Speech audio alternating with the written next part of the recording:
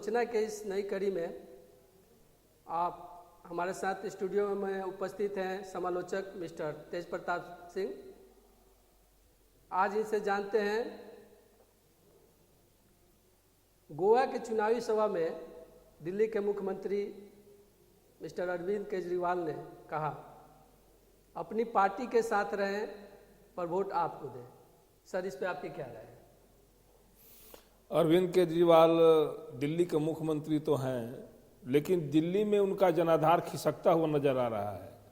वैसे चुनावी माहौल है उत्तर प्रदेश में, पूरा उत्तर प्रदेश चुनावी माहौल में रंगा हुआ है। केजरीवाल जी गोवा में जाकर के आप पार्टी के प्रचार के तहत अपना नज़ारा पेश कर रहे हैं। वहाँ के लोगों से गुजारिश कर रहे हैं कि आप किसी पार्टी में रहें लेकिन वोट आपको करें। तो आपके कहने से तो नहीं हो जाएगा, वहाँ आपको कुछ करना होगा, लोगों के पीछे जाना होगा। इस तरह से आप जो है कभी भी जाए कुछ कह देंगे तो लोग उस बात को मान जाएंगे। इसलिए आप अपनी बात रखिए, लोगों को अपने अच्छे कामों से रुझान लाइए, लोगों में अपनी पैठ बनाइए, तब कहीं जा करके आपकी मदद कोई कर सकता है। ऐसे कहने से कुछ होने वाला नहीं है।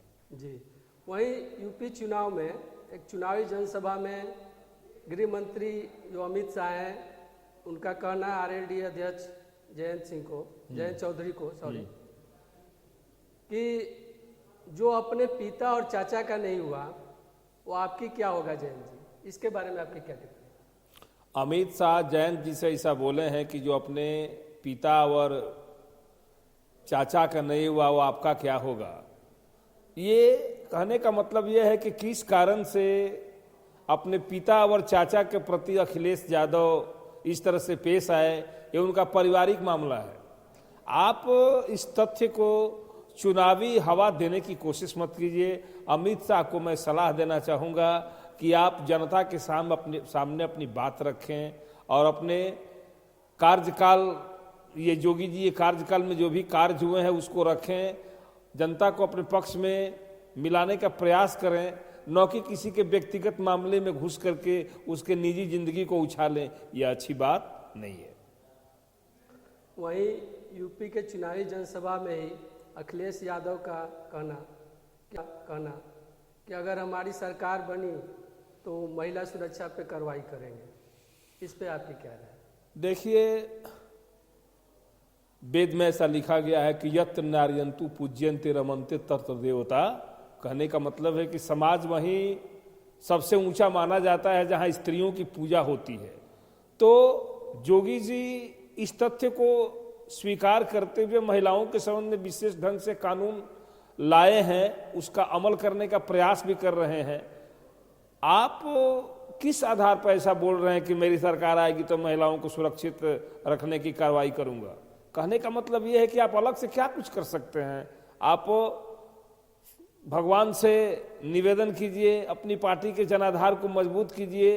अगर आप बाय द वे यूपी में आते हैं तो जोगी जी ने जिस मुहिम को छेड़ा है महिलाओं की सुरक्षा के प्रति, आप उसी को सही ढंग से अगर समाज के सामने खरा उतार देंगे तो यही आपकी सबसे बड़ी उपलब्धि होगी। अलग से आप क्या कर सकते हैं? जी, वहीं उनकी घर की बहू, उनके छोटे भाई की पत्नी अपर्णा यादव, वो बीजेपी में शामिल हो गई जी, और राम मंदिर निर्माण में 11 लाख रुपया चंदा के रूप में भी दिए हैं। इस पे सर आपकी क्या राय है?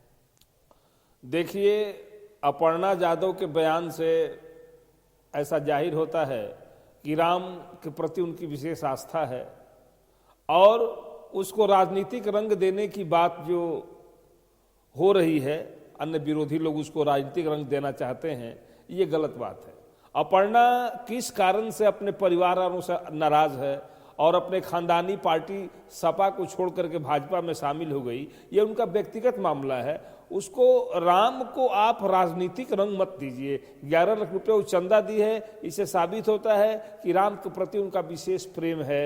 वे रामायण पढ़ती है, राम के प्रति उनका प्रेम है, अच्छी बात है। लेकिन मैं ऐसा सोचता हूं कि अपर्णा जी का ये कदम गलत ना होगा। इसको आप बीजेपी में शामिल होना और राजनीतिक रंग में बह जाना, ये बात नहीं है। राम के प्रति आस्था के कारण उन्होंने ऐसा किया है। इसलिए आप उनके पारिवारिक मामलों में न घुस करके समाज के सामने जनता के सामने अपनी बात रखें और अपने आप को सिद्ध करके बतावें कि हम आपसे बेहतर हैं।